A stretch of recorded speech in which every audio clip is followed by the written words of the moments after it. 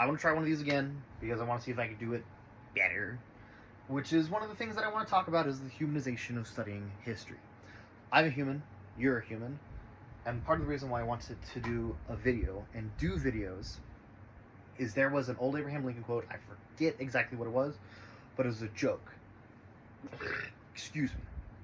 And it was a joke, and because it was a written down thing in an official document, it was not perceived as a joke, and therefore has kind of been mingled in history. And I forget exactly which document it was. I could probably find it and send it to you.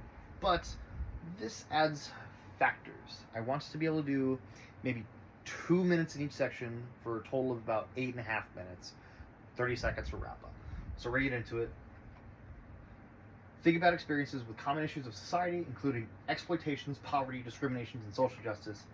In a historical example, I want to look at exploitation with men like Rockefeller and Ford as older examples, because they are men who explicitly went out of their way to find ways to make more money, to find ways to make a generation not stupider, but they set us up historically for failure.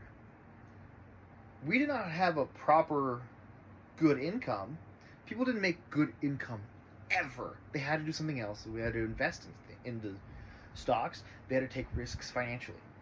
Again, we're having the same issues of two men, Elon Musk and Jeff Bezos, be these two richest men, one who sells technological things, which kind of suck, and one guy who runs a storefront. That's it. And these two guys are the richest men that are trying to find ways to become immortal, essentially. They want to use our young blood and our lives to make them money. That's wrong. It will always be wrong. They don't care who you are as long as they're under your boot. With poverty, and we go poverty and discrimination, exploitation and poverty, are those four men, Ford, Rockefeller, Musk, Bezos. For social justice and discrimination, historically, people just kill you because of what skin color you are. The largest lynching in the United States was, I believe, 17, 18, 19 Italian men in New Orleans after the Civil War, and they were killed simply because they were Italian. Italian men are smooth talkers. I should know. I am one. And they were lynched, which is the process of being hung and lit on fire because they were Italian men. Similar things still happen today. There's gangs and black on black crime and black on white crime and cops being jerks, and there's so much that you see in the news that it's genuinely not hard to find it. Think about your experiences with common themes in history: how to survive, how to thrive, how to evolve, what makes us evolve.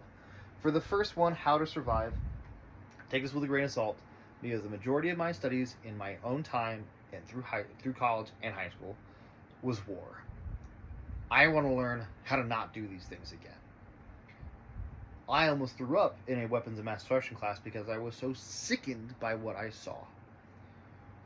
That is how we evolve, through war. But the unfortunate thing is how we evolve as societies is through war. We wouldn't have tires, synthetic oil, chemotherapy, dialysis without these things, because of Japan cutting off rubber export was the second thing. Synthetic oil, without us not being able to go to the Middle East for oil, specifically for that kind, for cars and for manufacturing. For what were the other two things I just said? Chemotherapy and dialysis were results of Agent Orange, which was a cancer-causing agent, which was to destroy trees, but when humans breathe it in, we get cancer. We had to invent ways to reverse these things, and without the technological issues from war, we don't have these things. We don't have flights, how we have it on a scale, without it. We don't have satellites. We don't have internet without the Cold War and the Russians. I don't have a phone without it, because this was inspired by Star Trek, which was inspired by the Cold War. I don't have a great big monitor. I don't have an Xbox 360 or a PC or a Nintendo Switch or any of these things without the need of internet to track nuclear missiles, without the need of bigger monitors, because I'm wearing glasses, people can't see things. Without war, we don't evolve, but with war, we only devolve. I'm gonna get going just to try to condense this down, but that is one way. But how do we thrive? We thrive by being inclusive, not being jerks to each other. I just mentioned a second ago of all these sort of racial things that have happened in society, and if we're just nice and love each other, and I'm not trying to convert or be religious, but Jesus said to love your neighbor is one of the biggest commandments you can do. If you do it, I think you'd be doing pretty good, because if you're not shooting them, you're giving some hugs, you're doing great. Going on to the next thing, you consider your artifact images as, and step 1 and 2 as your guide. What are your basis of assumptions? Explore who I am and where I've been and how you will lead students in learning. So, excuse me.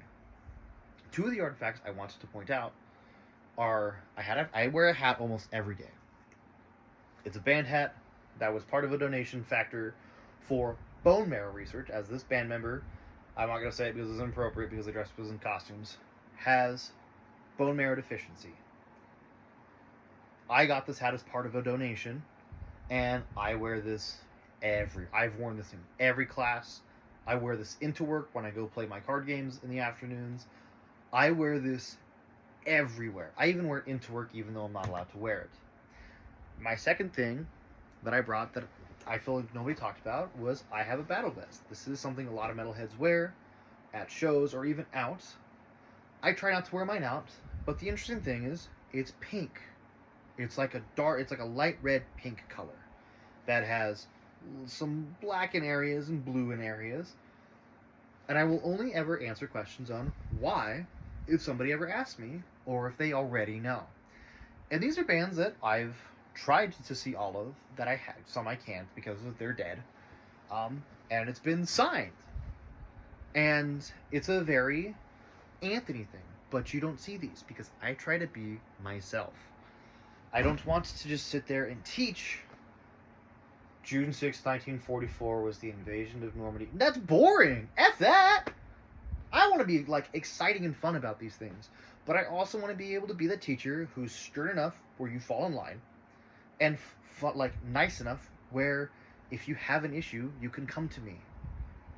You need to have a balance of being able to discipline and being able to do your job. Students will have a job in the classroom. I will have a job as a teacher. And this is something the teacher I'm mentoring under has talked about. So being able to have those balances is really what you need. Being able to be unique enough to be your own and be correct enough and morally right enough. I don't know if morally is probably the correct term, but to be stern and to be kind. And then recall your answers to the poster prompts and summarize the ideas that stayed with you during the poster activity. One I want to talk about is, in 3 words or less, why we want to study history. I didn't put 3 words, I put 3 dates. Christmas of 1914, June 6th of 1944, and November 9th and 10th of 1938, because I feel these are the 3 most important dates in our history and in the world's history. Christmas 1914 was a day that the last day of true peace. I truly feel that is the last peaceful day the world has ever seen. June 6th was one day that could have gone horrible, as amphibious assaults never succeed. Historically, they never have. Even this one was barely inconclusive. Without the use of airborne troops, this would have been a failure. This was the invasion of Normandy. This is D-Day. And then the last one is Kristallnacht. This was the day that started the change of the world. Without this day, we don't have anything here. I don't have a nice bed. I am not speaking English. We take these days for granted. Because Christmas 1914, you can share dinner with somebody you hate. June 6, 1944, you can fight for what you truly believe in and protect the ones you love.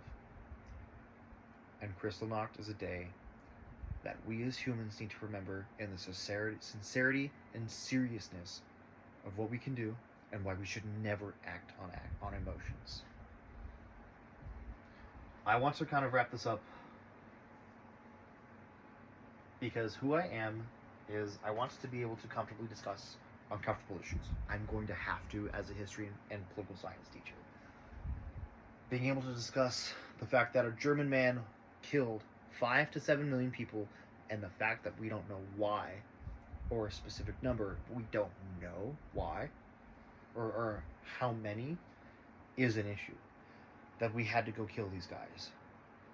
Being able to go comfortably and realistically explain that one man was shot in Sarajevo because of a nationalist group, I'm forgetting the word I'm thinking of for it, wanted him dead, which sparked a huge war.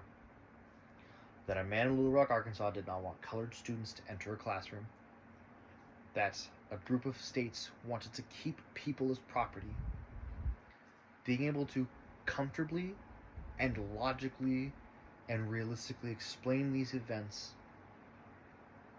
while not be disturbing to the minds of the young, but being real enough to give them the straight answer, is what my job is. And that's kind of what I want to close out here on, is being able to be a fun and caring person for these students, and a protector to uphold their futures and give them the knowledge they need so that they don't repeat these horrific events, is what I need to do as a teacher. Thank you. Have a good rest of your night.